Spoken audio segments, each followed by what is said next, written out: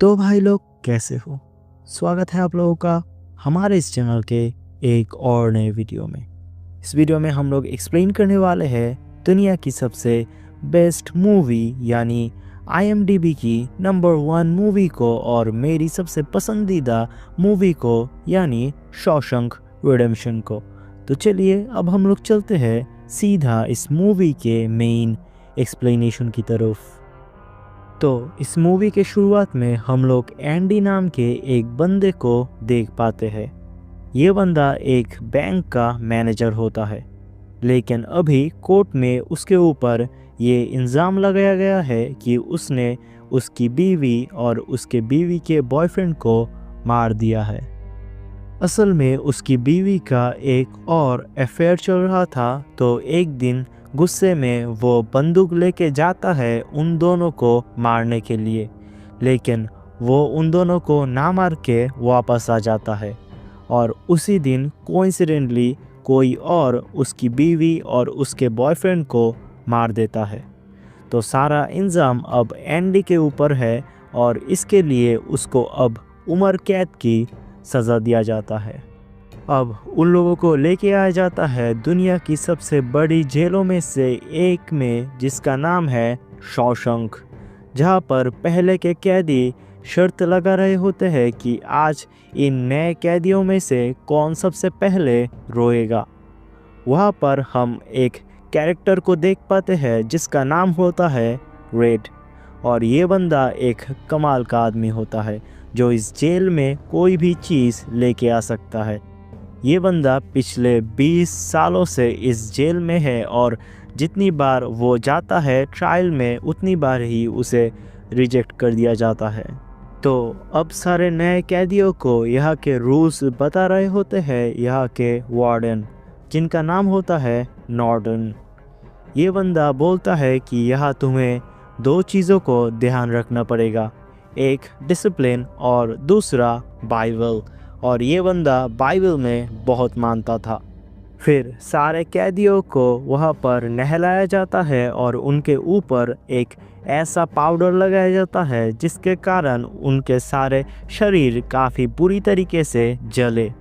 तो ये सहन न करके वहाँ पर एक नया कैदी बहुत बुरी तरीके से रो पड़ता है, और मूवी के शुरुआत में हम उन लोगों को जो शर्त लगाते हुए देख पाते हैं वो इसके लिए ही था। तो फिर वहाँ पर सिक्योरिटी आती है जहाँ पर उन लोगों का हेड लिया के उस बंदे को इतनी बुरी तरीके से मारता है कि वो अगले दिन ही मर जाता है। तो जहाँ पर शुरू के कुछ महीने एंडी किसी से भी बात नहीं करता था, और पहला जो इंसान था जिससे एंडी ने बात किया था वो था रेड, जिसको एंडी बोलता है कि मैंने सुना है कि तुम बाहर से चीज़ें ला सकते हो, तो मुझे एक हथौड़ी चाहिए, क्या तुम वो ला सकते हो मेरे लिए। जिससे मजाक में रेड बोलता है कि कहीं तुम्हें इस जेल को तोड़ के बाहर तो नहीं जाना है। जिसके जवाब में एंडी बोलता है कि नहीं, मुझे छोटे पत्थरों से मूर्ति बनाने का शौक़ है जो मैं पहले किया करता था, तो अब मैं फ्री टाइम में वो करना चाहूँगा, और जब तुम उस हथौड़ी को देखोगे तो तुम खुद ही समझ जाओगे कि इससे जेल तोड़ना आसान नहीं बल्कि इम्पॉसिबल है। तो जब रेड वो हथौड़ी मंगवाता है वो देखता है और वो अपने आप के ऊपर ही हंस पड़ता है कि इससे तो जेल तोड़ने में 600 साल लग जाएंगे। तो अब एंडी धीरे धीरे रेड और बाकी लोगों के साथ दोस्ती कर लेता है, जहाँ पर 3 कैदी गे थे और वो तीनों एंडी के ऊपर समय समय पर अटैक करते थे, और ऐसा बहुत समय तक चल रहा था।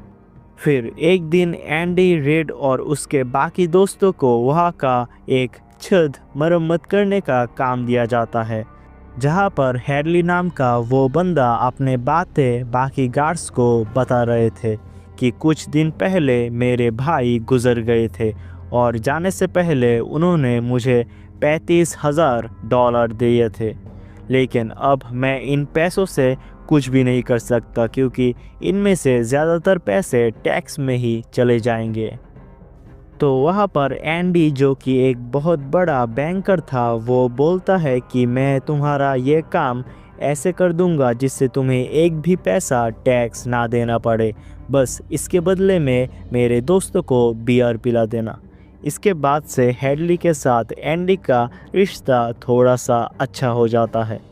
फिर हम देख पाते हैं एक दिन एंडी रेड से बोलता है कि उसे एक हीरोइन की पोस्टर चाहिए, तो रेड बोलता है कि कुछ समय लगेगा लेकिन वो हो जाएगा।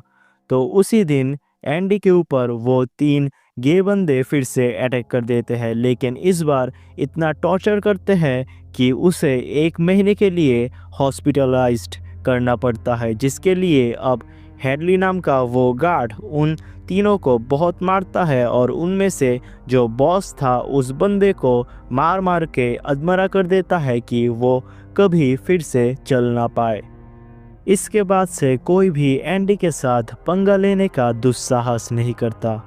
फिर एक दिन वार्डन आके एंडी के सेल अच्छे से चेक करते हैं, जहाँ पर वो एंडी के हाथ में बाइबल देख के काफ़ी खुश हो जाते हैं और वहाँ पर उस हीरोइन का पोस्टर देख के बोलते हैं कि ये वो कभी कभी बर्दाश्त कर लेगा।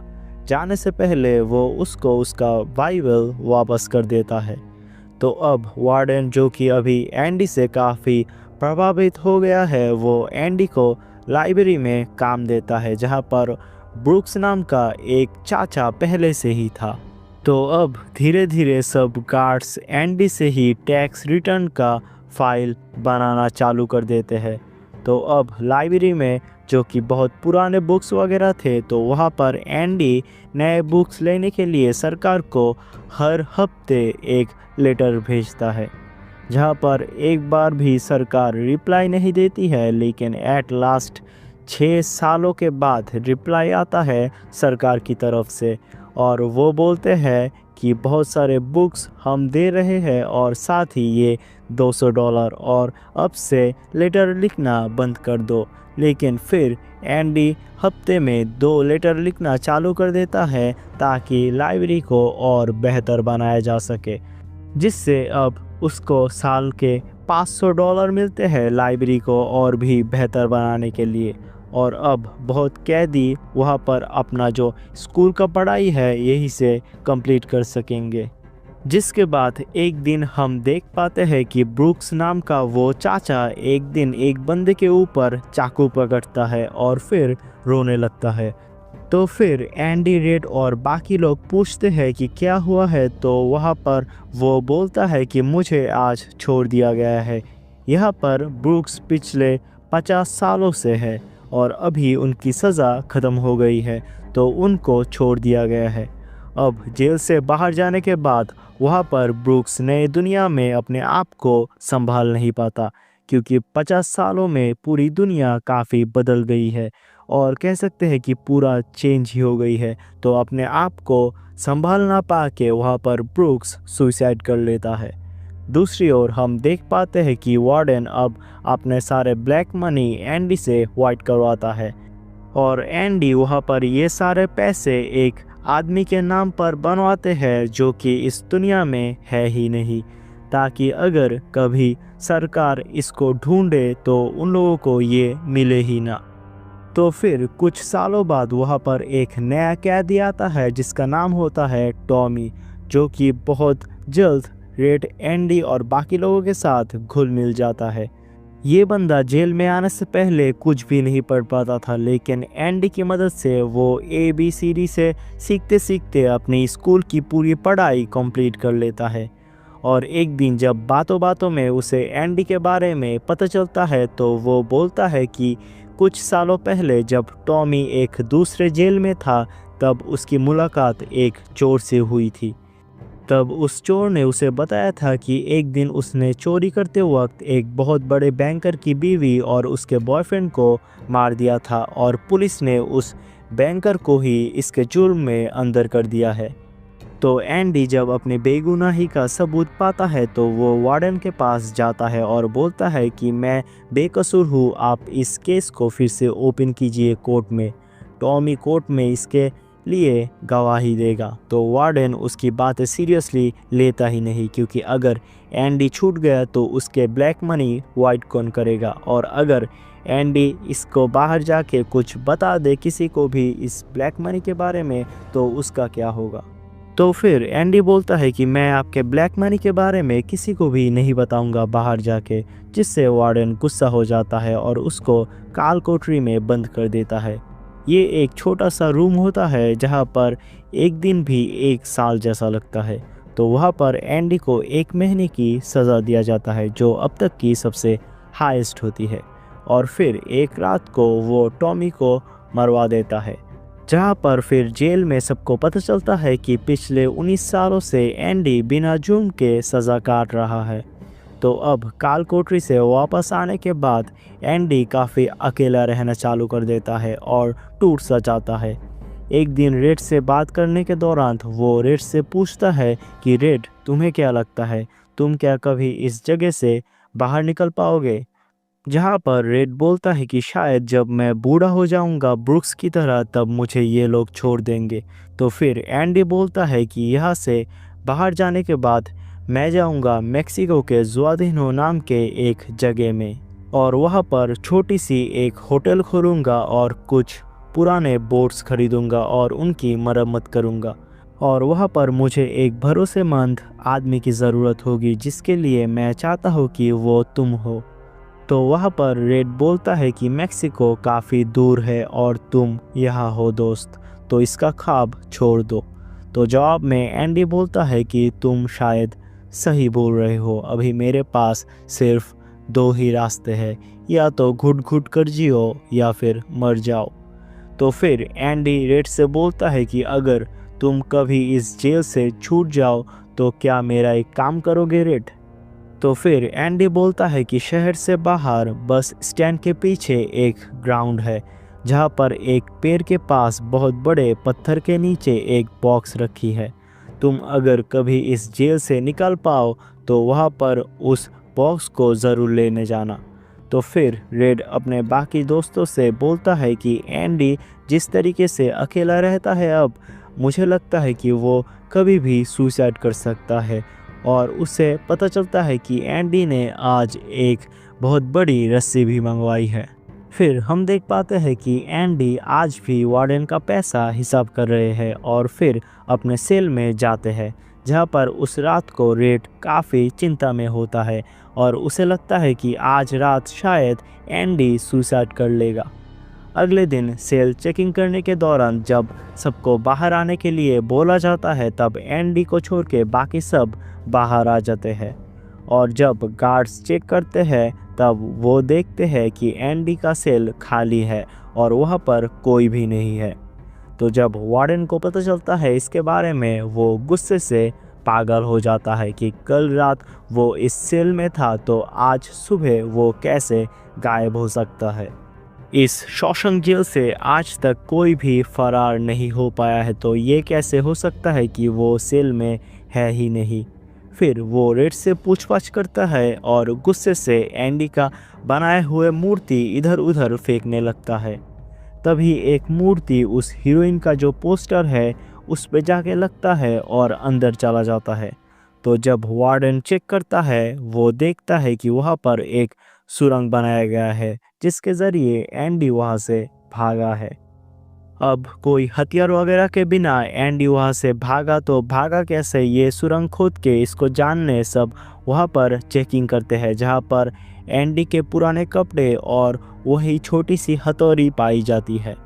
तो जिस हथौड़ी से जेल से फरार होने में रेड को लगता था कि एंडी को 600 साल लगेंगे, वो एंडी सिर्फ 19 सालों में ही कर लेता है।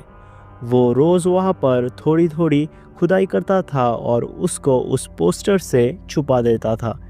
ऐसे वो 19 साल तक करता है और फिर एक दिन वो उस जेल से बाहर निकलने में सक्सेसफुल हो जाता है। फिर हम देख पाते हैं कि जेल फरार होने से पहले रात को एंडी हिसाब का वो फाइल वार्डन का अपने पास रख लेता है और उसकी जगह बाइबल रख देता है वार्डन की तिजोरी में, जहाँ पर उसका वो जो हथौड़ी था वो हमेशा इस बाइबल के अंदर ही रहता था। तो जब वार्डन पहली बार उसकी सेल की तलाश लेने आया था, तभी अगर वो इस बाइबल को चेक कर लेता तो उसे पता चलता कि इससे ही एंडी एक दिन जेल में फ़रार होने वाला है। और वहाँ पर फिर वो वार्डन के कपड़े और जूते लेके उस जेल के अपने बनाए हुए सुरंग से निकलता है, जहाँ पर फिर वो जेल के बाथरूम के नाले में रेंगते रेंगते 5 फुटबॉल फील्ड जितना रास्ता पार करते हैं और फिर वहाँ से बाहर निकलने के बाद वो one of the best pose in the history of movie करता है। ये सीन मेरी फेवरेट है भाई। फिर अगले दिन जब सब लोग उसे ढूंढ रहे थे, वो दूसरी ओर वो गुमनाम आदमी सच के वार्डन के सारे पैसे निकाल लेता है, जिसका अमाउंट होता है $3,70,000 और वहाँ से वो मेक्सिको में चला जाता है। फिर वो सारे ब्लैक मनी का जो रिकॉर्ड्स है वो एक ऑफिस में भेज देता है, जिसके लिए फिर वार्डन और हेडली को अरेस्ट करने आते हैं, जहाँ पर फिर वार्डन अपने आप को गोली मार के सुसाइड कर लेता है। तो अब उस कहानी के कुछ महीनों के बाद रेड को 40 सालों की सज़ा ख़त्म होने के बाद छोड़ दिया जाता है, जहाँ पर रेड भी ब्रूक्स की तरह नए दुनिया में अपने आप को संभाल नहीं पाता। उसके बाद वो भी ब्रूक्स के कमरे में रहने के लिए चला जाता है, लेकिन वो कभी सुसाइड नहीं करता, क्योंकि उसने अपने दोस्त एंडी को एक वादा किया था कि वो उस पहाड़ के पीछे वाली बॉक्स को लेने जाएगा, जहाँ पर फिर वो उस बॉक्स को ढूंढने जाता है और उसको चेक करने के बाद देख पाता है कि वहाँ पर एक लेटर रखा है और कुछ पैसे रखे हैं, जहाँ पर एंडी फिर उसे लोकेशन बताता है और बोलता है कि जल्दी से जल्दी मेक्सिको में आ जाओ मेरे दोस्त। फिर रेड अपने सारे कपड़े और बाकी चीज़ें लेके चला जाता है मेक्सिको की ओर और उन दो दोस्त की मुलाकात से ये मूवी की कहानी ख़त्म होती है। और इस मूवी से हम बहुत कुछ सीख पाते हैं कि जहाँ पर कोशिश करने की चाह है, वहाँ पर कुछ भी इम्पॉसिबल नहीं है। एंडी अगर कभी कोशिश करता ही नहीं, वो भी 600 साल सोचता जेल तोड़ने के बारे में, तो वो शायद कभी भी उस जेल से बाहर निकलने ही नहीं पाता। वो सारी ज़िंदगी भर वहीं पर ही गुजार के वहीं पर ही मर जाता। और अगर हम लोग रेड की बात करें तो हम ये सीख पाते हैं कि दुनिया के साथ हम लोगों को भी बदलना पड़ेगा, क्योंकि दुनिया हर वक्त चेंज होती है। तो हमें ब्रूक्स की तरह गिव अप ना करके रेड की तरह नए तरीके से दुनिया को जीना पड़ेगा। तो एट लास्ट मैं यही कहना चाहूँगा कि चाहे कुछ भी हो जाए, कभी भी हार मत मानिएगा और कभी भी अपने हार्ड वर्क और डिसिप्लिन को नहीं छोड़िएगा, क्योंकि अगर ये दोनों चीज़ आप में है तो आप कुछ भी हासिल कर सकते हो। Nothing is impossible.